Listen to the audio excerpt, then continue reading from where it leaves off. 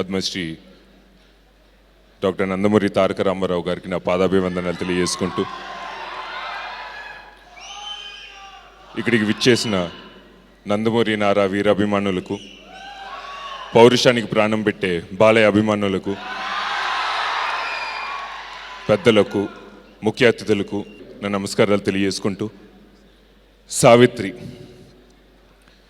ఒక అద్భుతమైన ప్రొడ్యూసర్ రాజేంద్ర ప్రసాద్ గారు, అద్భుతమైన డైరెక్టర్ మా పవన్ బావ, అంతకన్నా అద్భుతమైన హీరో మా రోహిత్ బావ, అద్భుతమైన హీరోయిన్ నందిత గారు, అద్భుతమైన కెమెరామెన్ వసంత్ గారు, అద్భుతమైన మ్యూజిక్ డైరెక్టర్ శ్రవణ్ గారు, టోటల్గా ఒక అద్భుతమైన టీం అందిస్తున్న ఒక గొప్ప సినిమా ఈ సావిత్రి అండి.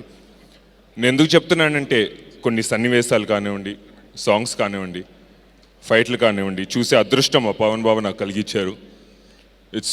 అంటే మన సినిమా అని చెప్తాం కాదండి, ఇట్స్ రియలీ సోలో తర్వాత it's gonna be huge blockbuster for Rohit బావా అండ్ పవన్ బావా. ఈ మధ్య కాలంలో నాకు తెలిసి ఇంతగా కష్టపడే హీరోని మా రోహిత్ బావనే చూస్తున్నాను.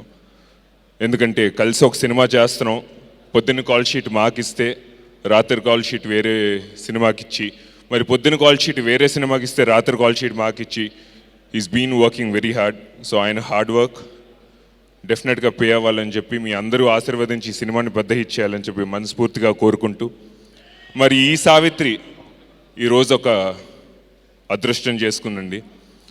మన గాడ్ ఫాదర్, మన దైవం బాలబాబాయ్ చేతుల ద్వారా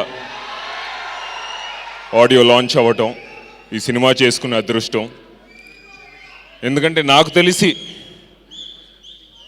మాకు తెలిసిన దగ్గర నుంచి మాకు తెలిసిన ఒకే ఒక హీరో బాలయ్య. ఆయన సినిమాలు చూస్తూనే పెరిగాం.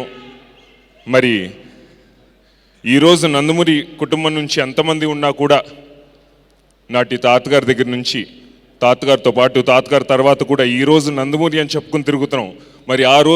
మరి ఆ బరువు బాధ్యతలు, పేరు ప్రఖ్యాతుల్ని కేవలం ఆయన భుజం మీద వేసుకుని నడిపిస్తున్న ఒకే ఒక మనిషి నందమూరి బాలకృష్ణ గారు.